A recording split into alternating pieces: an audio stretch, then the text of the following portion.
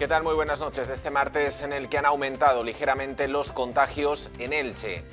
Elche ha sumado en el último fin de semana 31 nuevos contagios por coronavirus, supone un ligero incremento si se compara con la última actualización. Además, la ciudad también ha registrado un nuevo fallecido después de varios días sin sumar víctimas mortales. Francis Mojica invita a vacunarse a la población. El microbiólogo ilicitano Francis Mojica, haciendo un paralelismo con el comportamiento de las bacterias, ha asegurado que hay que vacunarse para proteger al resto de la humanidad. Mojica ha presentado unas jornadas de ciencia que se desarrollarán en 8 institutos de Elche. Ismael Senent estará esta noche en Elche Noticias. El secretario general de UGT en la comarca, Ismael Senent, adelantará esta noche los retos que se marca en la reelección de su cargo. Además, se abordarán las conclusiones del diálogo social que se retomó ayer entre los sindicatos y el ayuntamiento. En el deporte, Fran Escribá se enfrenta al Valladolid como una final. El entrenador del Elche, Fran Escribá, le pide a sus jugadores que hay que vivir y sentir el partido contra el Real Valladolid como una auténtica final, aunque queden después 6 partidos por disputar.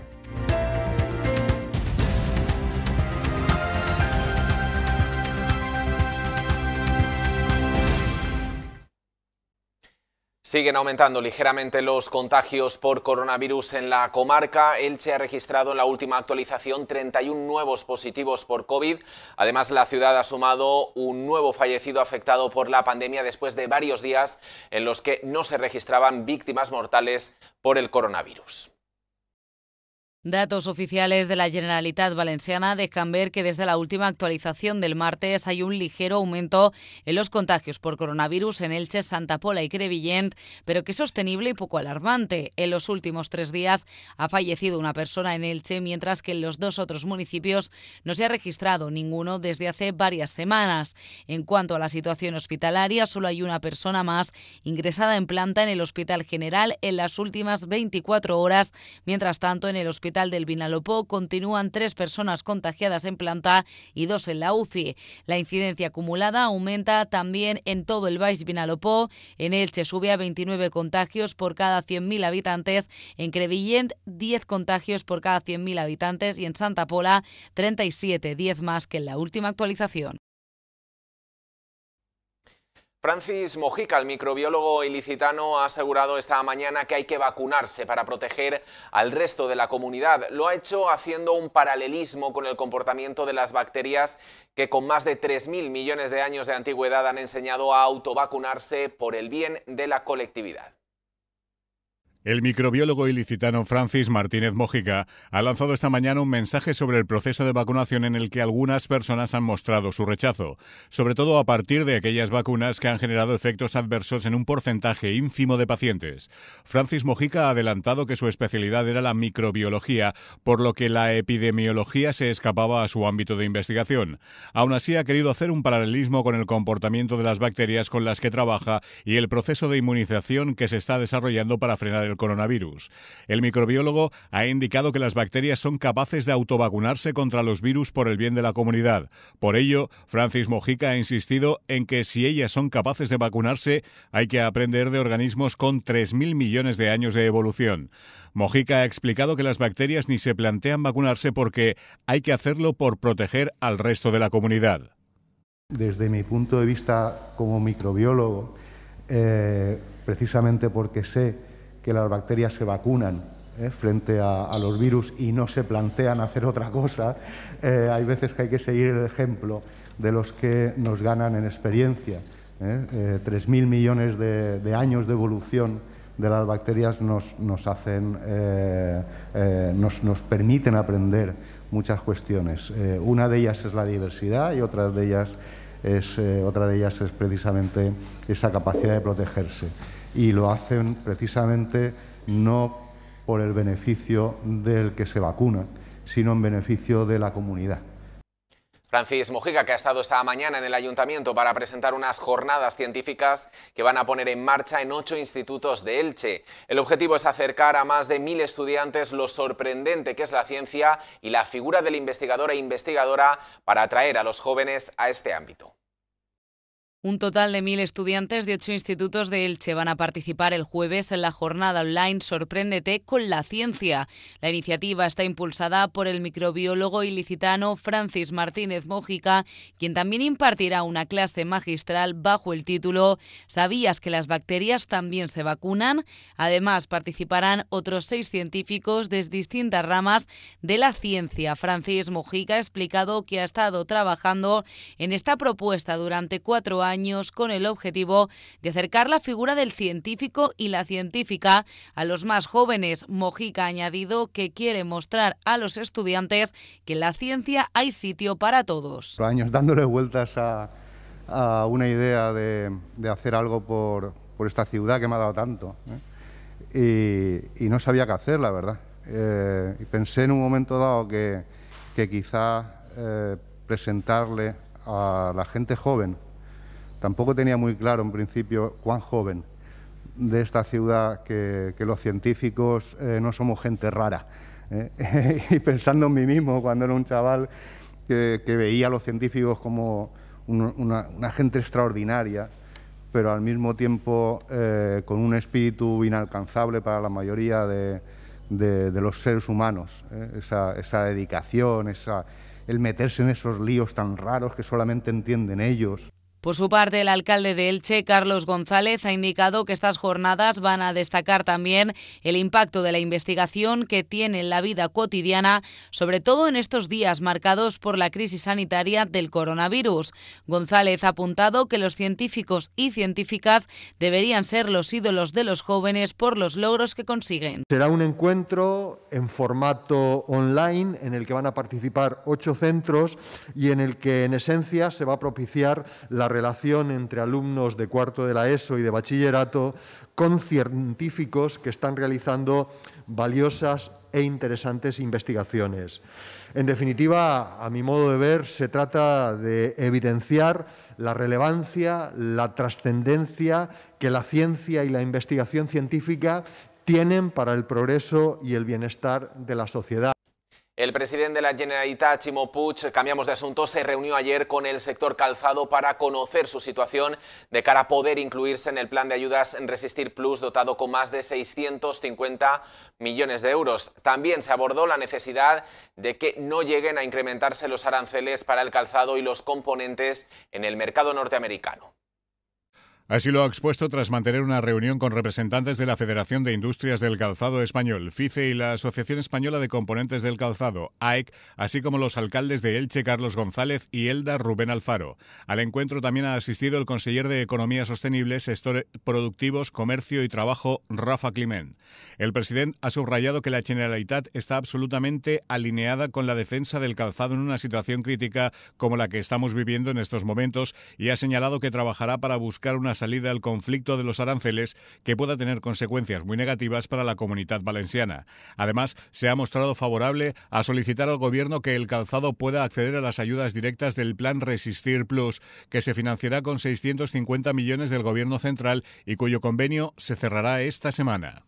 Nosotros estamos convencidos de que si el Gobierno finalmente nos permite, desde luego va a ser incluido el calzado, tanto en las ayudas del Gobierno como posibles ayudas complementarias. Y por otra parte, también estamos absolutamente trabajando junto con el sector para ver de encontrar una salida al conflicto de aranceles que se ha producido y que puede tener consecuencias muy negativas para el calzado en la Comunidad Valenciana.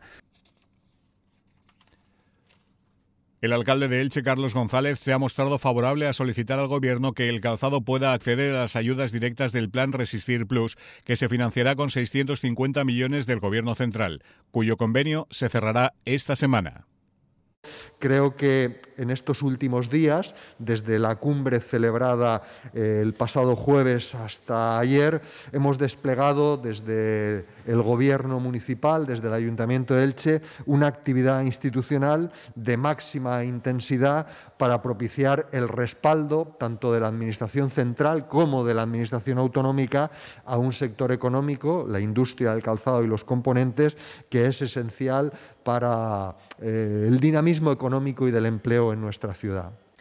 Pues este es uno de los asuntos, el del sector calzado, el problema que están atravesando tanto con los aranceles como la inclusión del calzado y los componentes en las ayudas a la solvencia empresarial. Es uno de los asuntos que se trató, como estaban viendo ayer, con el presidente de la Generalitat, Ximo Puig, pero que también se trató en ese encuentro que tuvo el ayuntamiento con los sindicatos. Sobre este asunto vamos a hablar con el secretario general de UGT en la comarca, con Ismael Senent. Ismael, muy buenas noches.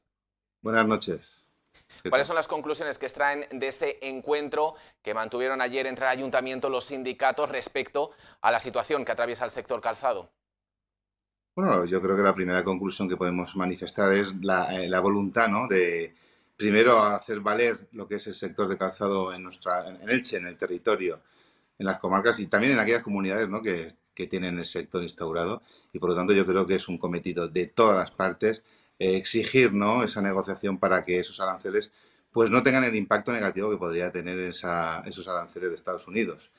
Es manifestar también, ¿no?, que, por ejemplo, esta mañana he conocido la noticia de que finalmente se ha aprobado de que el sector de calzado, pueda introducirse en las nuevas ayudas que en un primer momento estaban excluidos, ¿no? Yo creo que eso es una noticia que nos tenemos que alegrar también. Al final yo creo que la presión de unos y otros ha conseguido de que este sector se vea incluido en las ayudas. Además, un sector que está muy afianzado en nuestra comarca, que es el motor de la industria de Elche y del territorio, por lo tanto tenemos que defender, ¿no?, un sector que ha servido que ponga a Elche a la altura de donde está hoy, ¿no?, con una riqueza y que es la tercera ciudad de la Comunidad Valenciana, ¿no? Por lo tanto, hay que defender, tanto empresarios como trabajadores, el sector del calzado. ¿Qué otras cuestiones abordaron ayer con el ayuntamiento? Después de un año de pandemia, se cumple justamente un año de la pandemia del coronavirus. ¿Cuál es el análisis que pueden hacer junto con el ayuntamiento, que hicieron ayer en ese encuentro con el ayuntamiento? Sí, precisamente el encuentro de ayer viene a remarcar, ¿no?, lo que nos habíamos comprometido, ¿no? Adquirimos antes de Navidades el compromiso de vernos, ¿no?, al menos trimestralmente, para abordar, ¿no?, todas las necesidades que tiene no solo la ciudad de Elche, sino el territorio, y incidir, ¿no?, en aquellas materias. Hay que manifestar de que, evidentemente, el propio ayuntamiento puso en marcha, estuvimos haciendo varias mesas de trabajo, ¿no?, para ver dónde se podían destinar las ayudas, porque era necesario, ¿no?, meter esas ayudas directamente a la pequeña empresa para intentar salir de esta crisis lo antes posible, ¿no? Y por lo tanto, esa reunión de ayer se producía en ese marco, ¿no?, de diálogo tan necesario, ¿no? Yo creo que se ha puesto en manifiesto en esta crisis que el diálogo social es necesario para abordar las inquietudes, los problemas que tiene nuestra sociedad. Una crisis pandémica sin precedentes donde desgraciadamente ha muerto mucha gente y desgraciadamente pues ha tenido un impacto directo en la crisis, en la economía, ¿no? Y por lo tanto yo creo que poner en valor las ayudas que tanto a través de la administración local se han puesto en marcha como las del gobierno. Yo creo que hay que, con errores, por supuesto que hay errores, pero yo creo que hay que poner en valor que se ha tejido una red de ayudas sociales que yo creo que en la historia de nuestro país se han puesto en marcha, ¿no?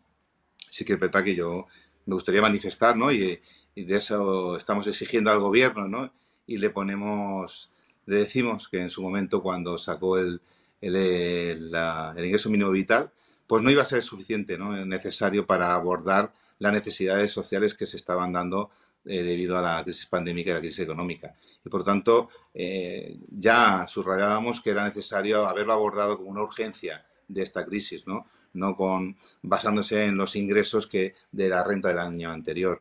De hecho, bueno, de los datos que tenemos ahora mismo, el impacto, las solicitudes que se están creando del ingreso mínimo vital, pues no son como deberían de ser, ¿no? Y por lo tanto, como sindicato de UGT, no podemos, es verdad que se han abordado muchos temas, pero no podemos alegrarnos, ¿no? Hay mucha gente que está pasando mucha calamidad, hay gente que necesita ayuda urgente, porque como nosotros decimos, ¿no?, la gente no come en el futuro, come hoy tiene las necesidades para hoy y por lo tanto no se come con retroactividad, ¿no?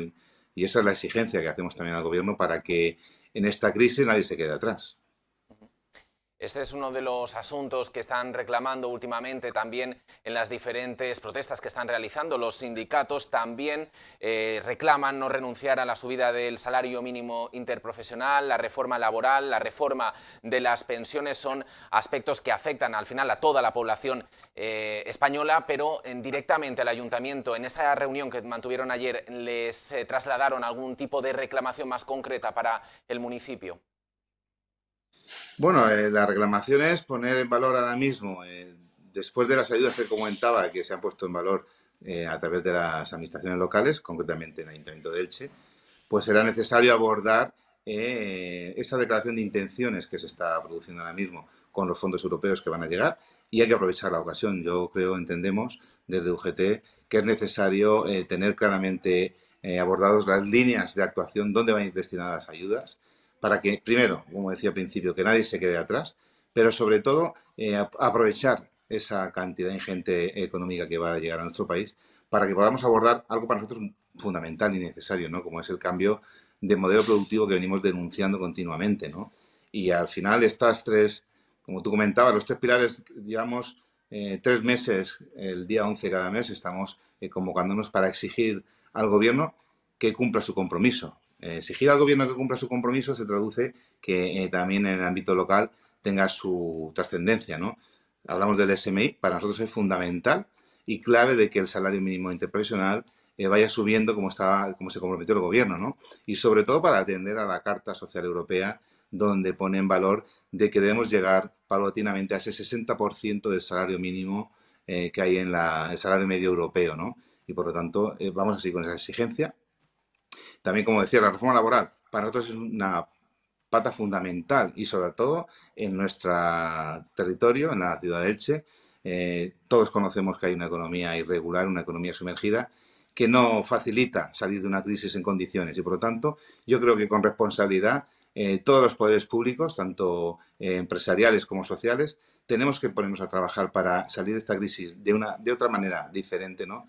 Donde podamos abordar ese crecimiento económico con un salario estable, con trabajos dignos. De ahí la reforma laboral ha puesto de manifiesto, ¿no?, esa contratación temporal en ese abuso que hay continuo, ¿no?, incluso con los despidos. Y por lo tanto, abordemos, ¿no?, pongamos en valor la negociación colectiva, que es la herramienta fundamental que se tienen que dotar los empresarios y los representantes de los trabajadores para llegar a esa negociación, a ese crecimiento económico que necesitan las empresas, ¿no? Nosotros somos los primeros garantes de que las empresas funcionen. De hecho, lo hemos puesto de manifiesto en esta crisis pandémica, donde gracias a los ERTEs, que al principio nadie se acordaba, pues bueno, gracias a los ERTE las empresas han subsistido y muchos trabajadores no han perdido su empleo. Por lo tanto, yo creo que nos tenemos que congratular, ¿no?, de ese acuerdo, de ese diálogo social y de ese consenso para que no cierren empresas y no se pierdan puestos de trabajo.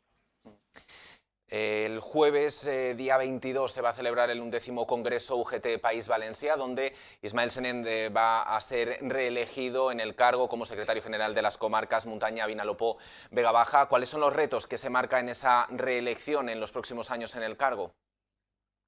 Pues los retos son muchos. Yo creo que los retos en un cometido como el mío no se acaban nunca. Yo creo que, como decía al principio, ¿no?, mientras que haya un trabajo que tenga necesidad, una familia que tenga necesidad, el conjunto de desarrollo económico de las personas, ¿no?, que tengan capacidad de poner su proyecto de vida en marcha, pues requiere, ¿no?, ilusión. Y yo sigo manteniendo la ilusión que desde el 2009, cuando llegué a la ciudad de Elche a ocupar la Secretaría General, abordé con ilusión. Pero no solo mi ilusión, sino la colaboración y el trabajo continuo de compañeras y compañeras que están a mi lado conmigo, yo al lado de ellos continuamente, para exigir, ¿no?, primero consolidar y recuperar los derechos que muchas veces se pierden y sobre todo proteger, ¿no?, los salarios, los trabajos y la dignidad de las personas en el día a día. Abordar también, para mí es importante también esta nueva etapa, pues buscar un poco conocer las necesidades que tiene la juventud, porque todos conocemos que en la necesidad de trabajo que hay hoy en día, pues tenemos unos jóvenes, ¿no?, que no terminan de poder encontrar un trabajo estable, hacen un montón de esfuerzo y al final de su recorrido no terminan teniendo un empleo en condiciones. Y por lo tanto, yo creo que desde la organización vamos a abordar en esta nueva etapa esa visión y ese desarrollo completo para abordar las necesidades de los jóvenes con los jóvenes de nuestro territorio y de la comunidad del país, ¿no? En su conjunto.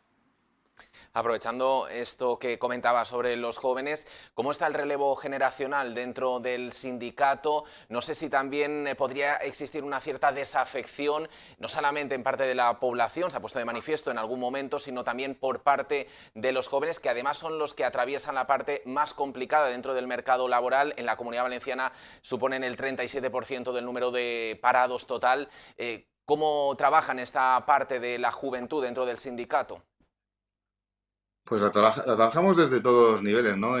No solamente a través de la formación, sino el sindicato o la UGT está abierta a cualquier trabajador y trabajadora, sea afiliado, ¿no? Para que entiendan la necesidad de lo que representamos, ¿no? Qué es la representación de los trabajadores, qué es necesaria más que nunca hoy en la actualidad, que la representación de los trabajadores sea capaz de resolver los problemas que se enfrentan, no solamente jóvenes que no tienen trabajo, también los que tienen trabajo, porque hoy en día, desgraciadamente, tener un salario o un trabajo no significa que uno esté fuera de la pobreza, ¿no? Tenemos salarios muy bajos y esa es la necesidad de trabajar para que los jóvenes encuentren un empleo, para ahí también incidir en la necesidad de ese cambio de modelo productivo. Necesitamos cambiar el modelo productivo para que los jóvenes de hoy en día puedan encontrar un trabajo de calidad, con salarios dignos, donde la capacidad de...